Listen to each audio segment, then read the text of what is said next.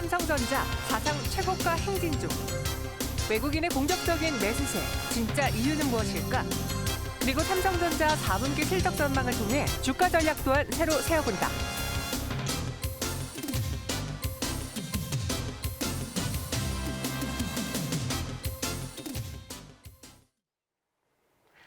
네, 와이드 경제 시간입니다. 오늘은 집중 분석, 삼성전자를 주인공으로 잡아볼게요. 삼성전자 현재 4% 넘게 오름세를 보여주고 있고요. 오늘 장중에 66,700원의 신고가를 경신했습니다. 차트를 보면은 이제 빨간 장대 양봉도 많이 보이고 또 외국인과 기관 투자자들의 수급란에도 빨간 글씨들이 자꾸 보여지고 있는데요. 왜 이들이 사는 건지 삼성전자 여기서 7만 원까지 더 갈 수 있을지 이야기 나눠보도록 할게요. 시어스코어 박주근 대표와 함께하겠습니다. 안녕하세요. 네, 안녕하세요. 네, 안녕하세요. 네.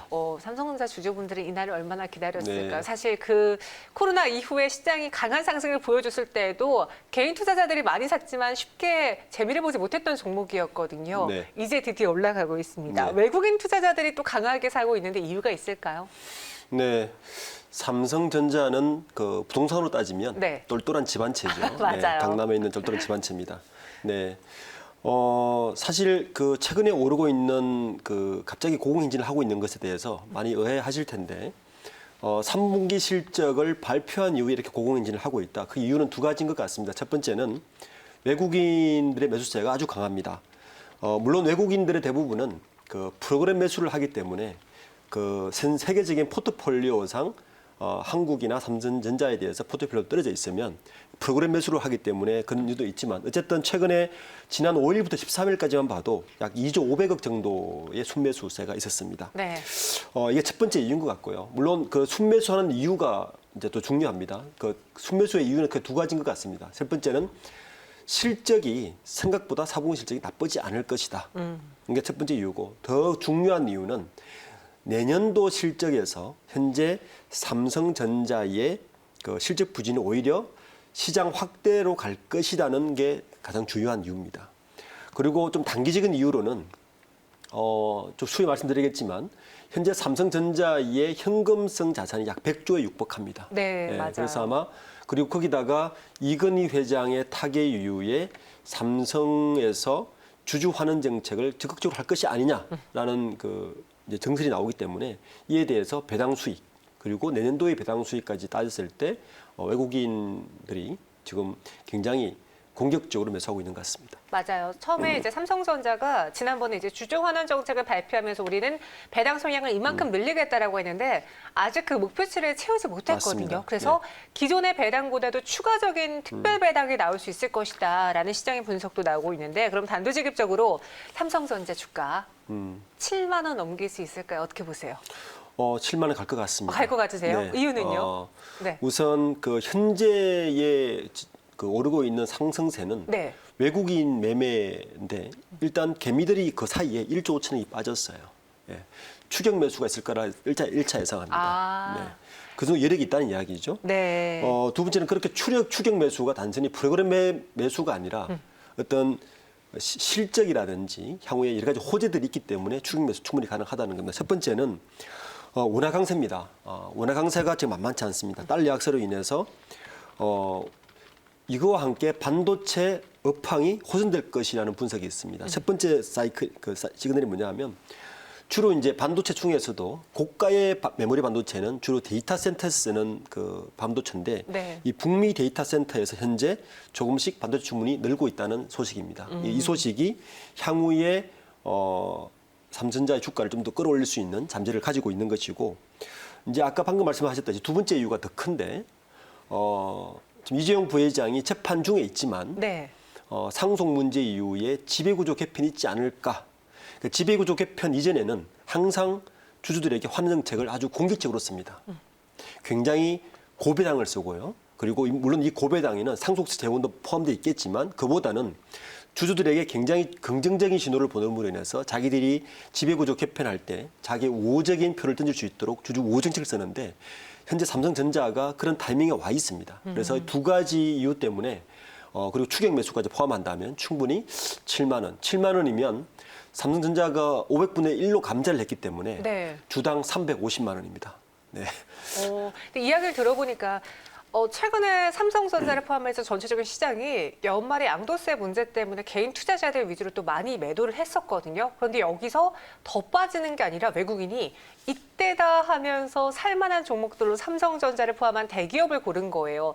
이렇게 되면은 이제 12월 지나고 양도세 이슈 문제가 없을 때쯤 또 삼성전자의 경우는 큰 손들이 많이 살 테니 개인 투자자들도 더 많이 들어와 주지 않을까요? 다시 한번. 그렇습니다.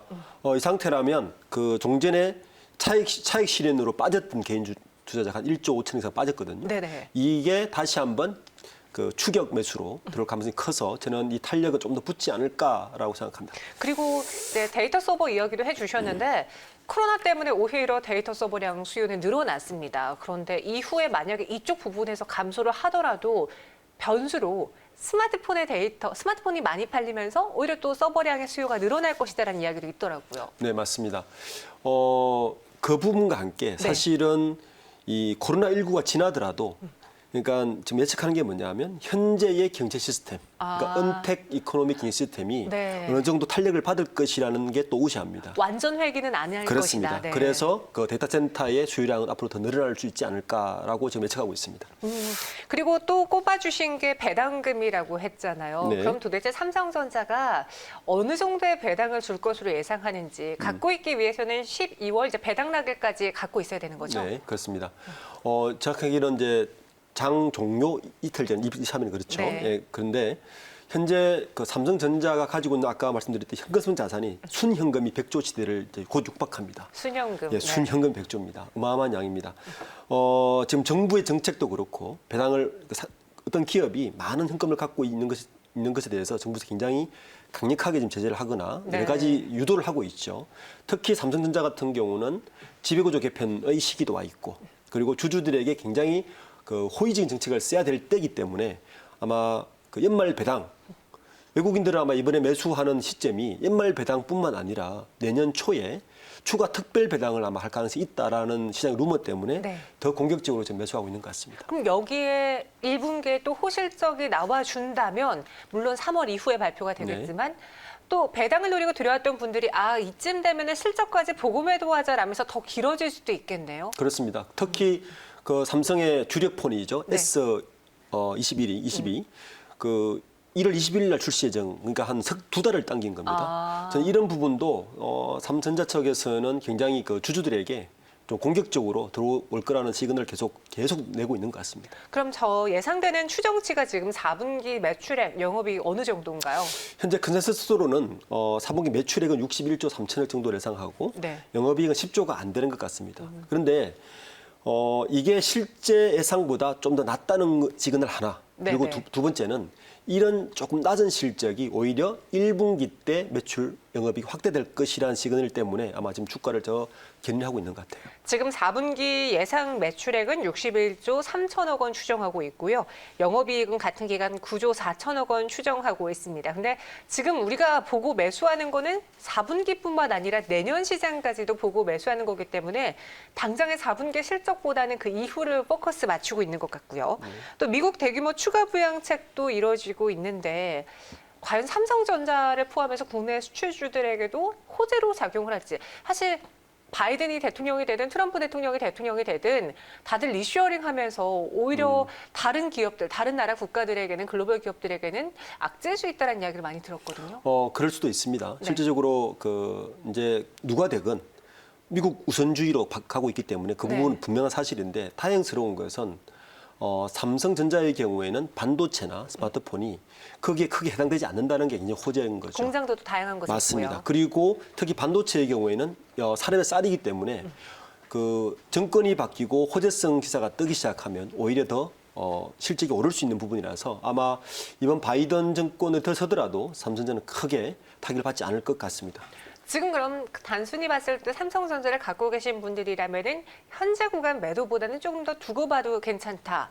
그럼 이때는 좀 분위기가 바뀔 수 있다라는 악재 요인으로는 무엇이 있을까요? 뭐 디램 가격의 하락 이런 지표를 봐야 되는 건가요? 저는 그 부분보다도 네. 그 이제 바이든 정부가 이제 1월 20일이면 들어서는데 그때 미중 관계를 어떻게 할 것이냐에 대한 시간이 훨씬 중요하다 봅니다. 네. 왜냐하면 삼성전자의 매출액의 상당 부분이 중국에 쏠려 있거든요. 네.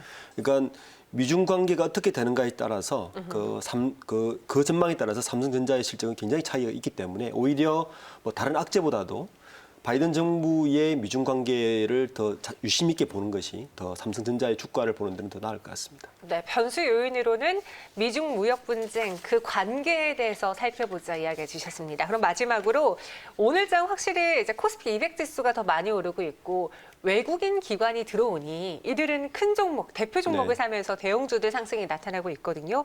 이들의 쇼핑이 언제까지 이어질 수 있을까요? 우선 외국인 그 매도나 매수 현황을 보면 단기적으로 볼 것이 아니라 네. 그 1년의 총량으로 보는 게 사실 더 합리적입니다. 이번에 그 삼성전자에 한 1조 7천억, LG화학에 한 7천억, 하이닉스도 4,500 정도를 매수를 했는데 저는 단기적인 그 매수보다도 어차피 외국인들이 사는 것에 대해서는 프로그램 매매입니다. 그리고 실제 코로나19로 인해서 현재 미국이나 유럽에 상당히 많은 양의 통화량이 폭증돼 있기 때문에 거기에 비해서 우리나라 기업들이 상대적으로 실적이 굉장히 호전되어 있습니다. 그래서 아마 프로그램 매매로 인해서 외국인들이 들어오는 것 같은데 이렇게 단기적으로 보는 것보다도 전체 총량에서 올 초에 비해서 작년에 비해서 얼마큼 들어왔는지를 보는 게 더 합리적이고 여전히 올해 들어온 외국인의 팔아치운 물량을 감안하면 순 매수한 규모가 아주 크지는 않습니다. 네. 예, 그렇게 봐야 되고 프로그램 매매에 대해서 좀 더 관심 있게 보면서 외국인 매매를 좀 너무 추종을 하거나 그렇게 보는 것보다는 외국인 매매에 대해서 전체 총량으로 접근을 해서 외국인 매매를 판단하는 것이 더 맞는 것 같습니다. 네, 알겠습니다. 삼성전자 7만 전자 가능할 것 같습니다. 이 3만 전자의 오명을 받고 또다시 상승하고 있고요. 투자자분들은 이제 수익을 누리면서 배당까지 즐겨보시길 바랄게요. 대표님 여기서 인사드리겠습니다. 고맙습니다. 네, 감사합니다.